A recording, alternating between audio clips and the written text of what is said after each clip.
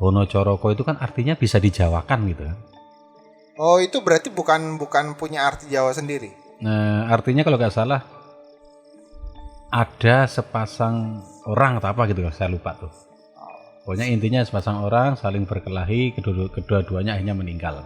Lupa atau dirahasiakan? Sudah umum kok, udah rahasia umum itu. Oh, tapi Anda punya versi rahasia kan? Tolong jangan pasang saya, Mas. Sejarah hubungan satu Muharram Islam dengan satu Suro Jawa itu apa, Mas? Mas apa nih? Mas Astes. Masya Allah. Hubungannya. Jadi kalau di kepercayaan Islam kan satu Muharram itu kan memperingati hijrahnya Nabi Muhammad dari Mekah ke Madinah, gitu kan?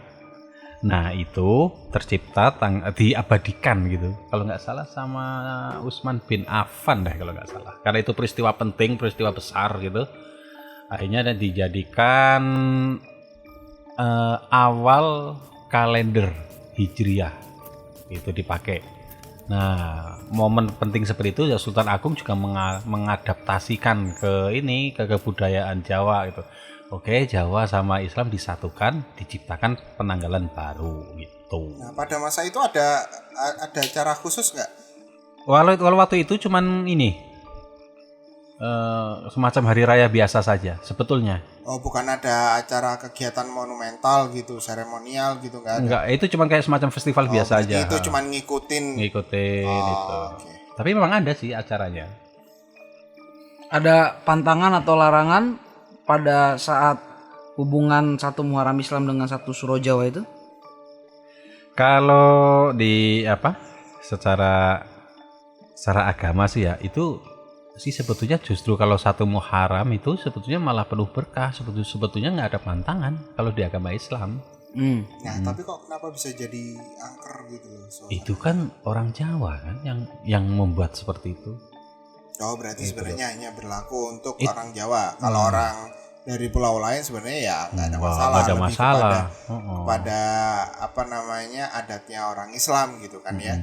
Lagi pula sebetulnya dulunya itu juga nggak horor-horor amat loh, beneran. Perayaan satu Suro itu sebetulnya nggak horor amat karena di keraton pun ibaratnya kalau katakanlah ada nyuci keris atau apa gitu ya, itu kalau orang zaman dulu itu hiburan loh. Zaman dulu tuh hiburan. Hiburan gimana maksudnya? Ya orang zaman dulu kalau ada acara di keraton gitu kan, mungkin udah nonton, itu hiburan sebetulnya. Oh, karena ada acara kumpul-kumpul, makan-makan gitu-gitu ya? Nah itu awalnya sebetulnya nggak ada horor-horornya sama bisa sekali. Menjadi mitos itu gimana? Nah ini masalahnya gini loh ya, makin kesini tuh entah kenapa ya, mungkin ketika acara nyuci keris atau kirab budaya atau apa gitu, yang menganut dari sisi kejawennya itu ya, entah kenapa malah timbul hal-hal kayak gitu. Sebagai contoh nih ya, mereka percaya kalau malam satu Suro itu arwahnya tuh mendatangi keluarganya. Arwahnya siapa? Arwahnya orang udah meninggal gitu loh. Nah itu juga saya bingung tuh kepercayaan dari mana gitu. Oh, istilahnya datang turun ke bumi gitu. Nah, terus ngunjungin keluarganya gitu. Itu mitosnya ya. Nah, terus arwah-arwah orang yang ikut pesugihan nih katanya, itu juga ibaratnya dikasih dispensasi 1 hari, udah sana kasih kelonggaran, jenguk keluargamu sana, dilepasin dari siksaan gitu. Oh kayak gitu? Ya itu mitosnya. Terus yang paling heboh lagi kan, kalau malam satu Suro makin kesini kan makin horor lagi kan. Itu hari raya makhluk halus katanya. Sebetulnya kan kita yang menciptakan itu kan. Terus kenapa disangkut pautin jadi makhluk halus ya? Ya itu dia masalahnya. Berarti itu ulah oknum berarti ya? Iya. Ada lagi nggak yang lain mitos-mitos yang terkait dengan satu Suro gitu? Paling pantangannya aja ya.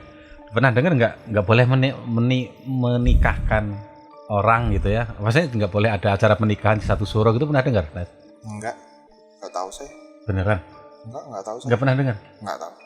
Sampai sekarang pun masih kuat. Jangan nikah kalau satu suro. Tahu nggak alasannya kenapa? Kenapa? Lah di keraton ada acara suruhan masa itu kawinan. Kan nggak etis. Oh, tandingan. Iya, nggak etis kan. Itu urusannya tuh kewibawaan keraton dong. Oh, istilahnya yang apa, kerajaan gede, kamu lagi acara kok kamu bikin acara sendiri gitu. Iyalah nggak sopan lah kayak Sopan, gitu lah. ya. Tapi kan lama-lama karena mungkin ada yang bandel, nanti siang gini. Akhirnya diyakini kan akhirnya. Oh, dikompor-komporin berarti kan ya. Dikosok-kosok aja gini. Terus bilangnya katanya kalau malam satu suro nggak boleh keluar rumah. Karena itu tadi arwah leluhur datang menjenguk. Kalau misalkan keluyuran nanti ditimpa kesialan atau musibah gitu. Arwah atau korin? Ya bilangnya Jin. sih, kalau mereka bilangnya arwah. Versi mereka. Versi mereka gitu ya kan. Kalau versi saya nggak yakin lah. Karena ya belum tentu juga. Tentu kan. juga. Tapi gue juga pernah denger ada orang ngomong kalau pas satu suro itu, kalau yang hari lahirnya pas satu suro itu dimandiin juga. Kebiasaan orang satu suro tuh mandiin keris kali ya. Lah ini orangnya dimandiin. Lah iya makanya kan kebiasaan mandi keris, pusakanya dimandiin, apalagi anaknya itu. Ya, itu masih orang-orang yang ini kejawen aja sih sebetulnya. Oh masih kental dengan kejawen ya? Iya. Abangan. Kalau putihan kan santri-santri gitu. Terus itu katanya lagi yang konyol lagi, nggak boleh pindahan satu suro. Ya jelas nggak boleh. Orang lagi ada acara, siapa yang mau ngangkatin Pindahan rumah. pindah rumah gitu. Ya siapa yang mau kerja coba bayangin Kan orang aja. lagi pengen relax seneng-seneng. Iya, lagi kan? seneng-seneng Hiburan. nonton gitu. Sebetulnya satu suro itu hal-hal yang ringan dan mengasihkan aslinya tuh. Sebetulnya. Tapi dibikin mitos yang mencekam tuh biar orang pada kalem kali ya. Bisa jadi dibikin, bisa jadi tidak sengaja, bisa jadi karena beberapa orang mengambil poin-poin plus atau poin-poin yang berbeda, akhirnya poin yang berbeda ini yang sekarang jadi lebih menonjol. Tuh. Pantangan-pantangan yang spesifik sebenarnya nggak ada ya. Cuman ya seperti yang saya sampaikan tadi, sepertinya pantangannya itu kalau dipikir, oh ada logikanya, ada nilai etikanya, gitu-gitu aja.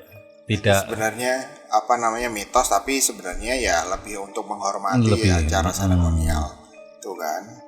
Ada nggak kegiatan yang wajib dilakukan pada satu suro ini atau menjelang satu suro gitu? Buat orang Jawa khususnya. orang Jawa.